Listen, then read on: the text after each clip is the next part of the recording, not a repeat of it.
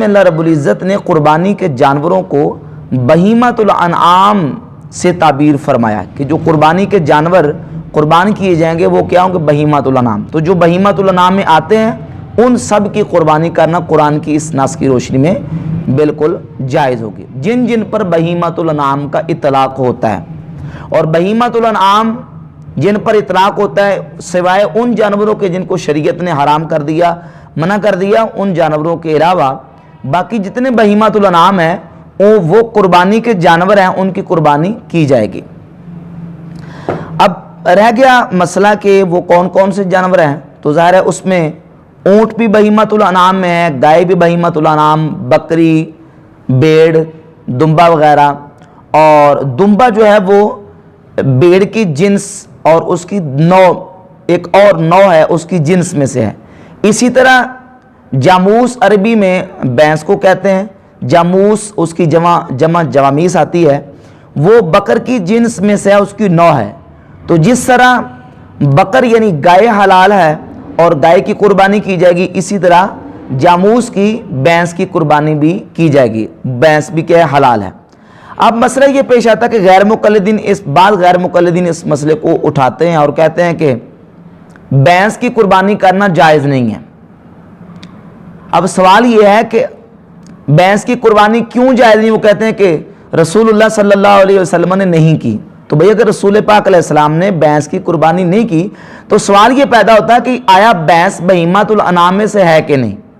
अगर आप इसको बहीमतुल अनआम में से मानते हैं इसकी हिल्लत को साबित करने के लिए, तो फिर कुरान की आयत की रोशनी में बहीमतुल अनआम की कुर्बानी भी है। अगर भैंस बहीमतुल अनआम में से नहीं तो फिर ये हलाल भी नहीं। और अगर इसको हलाल साबित करने के लिए आप बहीमतुल अनआम से इस्तेदलाल करते हैं कि ये चूंकि बहीमतुल अनआम के उमूम में भैंस जामूस दाखिल है लिहाजा हलाल है, तो जब हलाल है तो फिर इसकी कुर्बानी भी क्या है, जायज़ है।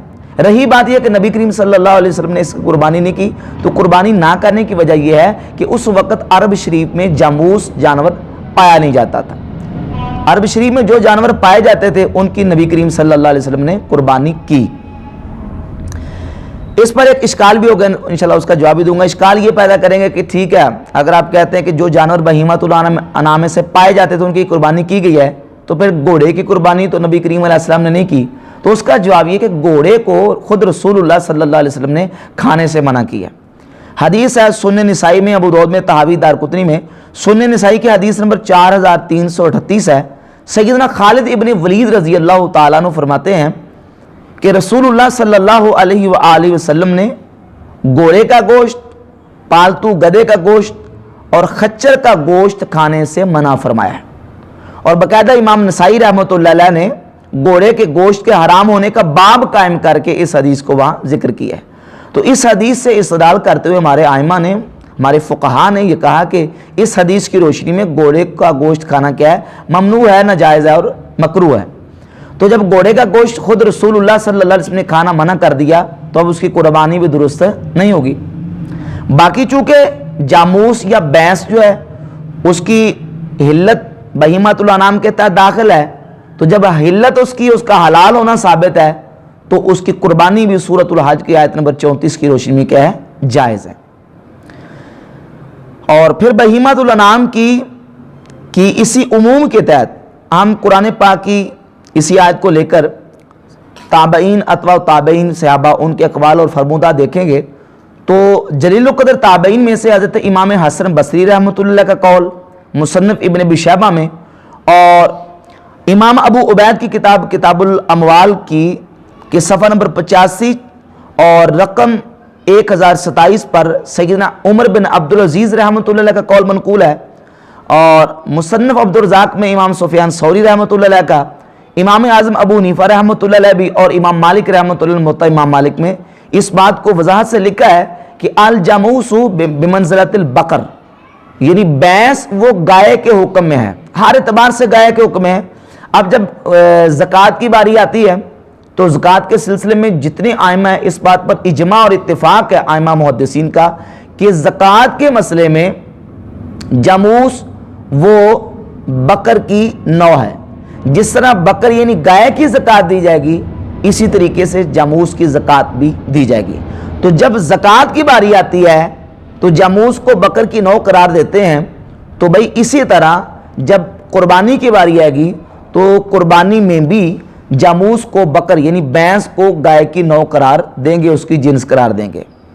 اس پر غیر مقلدین کے حوالہ جات بھی موجود ہیں. غیر مقلد علماء میں سے مولوی ثناء اللہ مرسری فتاوی ثنائیہ کی جلد 1 صفحہ 880 پر, مولوی عبید اللہ رحمانی نے مرآت شرح مشکات کی جلد 5 صفحہ 81 پر, اور مولوی علی محمد نے فتاوی علماء حدیث جلد 13 صفحہ 71 اور 74 پر اس بات کو تسلیم کیا. حافظ گوندلوی نے الاعتصام میں یہ بات مانی ہے کہ جاموس وہ بکر کی جنس ہے, اس کی نوع ہے, لہذا جس طرح اس کی زکوٰۃ دی جائے گی اس کی زکوٰۃ بھی اسی طریقے سے دی جائے گی. جس طرح اس کی قربانی درست ہے اس کی قربانی کرنا بھی کیا ہے, جائز اور درست ہے. امام ابن المنذر رحمۃ اللہ علیہ نے اپنی کتاب الاجماع, جس میں انہوں نے اجماعی امت کے اجماعی مسائل کو بیان کیا ہے, اس میں اس عبارت کو واضح طور پر لکھا ہے.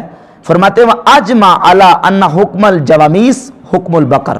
اس بات پر تمام امت کا اجماع اور اتفاق ہے کہ جو گائے کا حکم ہے وہی جاموس یعنی بھینس کا حکم ہے. تو بھائی حمد تعالی اس پر تابعین کے اقوال بھی موجود ہیں, اجماع امت کے حوالے بھی موجود ہیں, اپنے بیگانوں کے اقوال بھی اس مسئلے پر موجود ہیں کہ جو حکم گائے کا ہے وہی حکم کس کا ہے, بھینس کا ہے. اور لغت بھی اسی بات پر ناطق ہے. لسان العرب میں موجود ہے کہ الجاموس نوع من البقر, الجاموس نوع من البقر, بھینس وہ گائے کی ایک نوع میں سے ہیں. لہذا ان دلائل کی روشنی میں یہ بات بالکل واضح طور پر ہمارے سامنے آتی ہے کہ جس طرح گائے کی قربانی درست ہے اسی طریقے سے جاموس یعنی بھینس کی قربانی بھی کیا ہے, جائز اور درست ہے.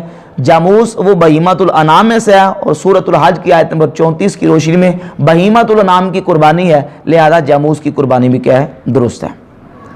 باقی رہا کہ رسول اللہ صلی اللہ علیہ وسلم کے دور میں نہیں کی گئی تو رسول پاک صلی اللہ علیہ وسلم کے دور میں اس علاقے میں جاموس جانور نہیں پایا جاتا تھا. اگر اس وقت پایا جاتا ہوتا تو یقیناً اس کی قربانی کی جاتی. اور ہمارے ہاں چونکہ پنجاب میں اور اس دیسی علاقے میں پنجاب میں یہ کثرت کے ساتھ پائی جاتی ہے اور جاموس کا گوشت بکر کی گوشت کی بنسبت زیادہ پسند کیا جاتا ہے, زیادہ لوگ اس میں رغبت کرتے ہیں. تو اس اعتبار سے جاموس کی قربانی بلا شک و شبہ بلا قرات کیا ہے, جائز ہے. اور ائمہ احناف کا اس پر بحمد تعالی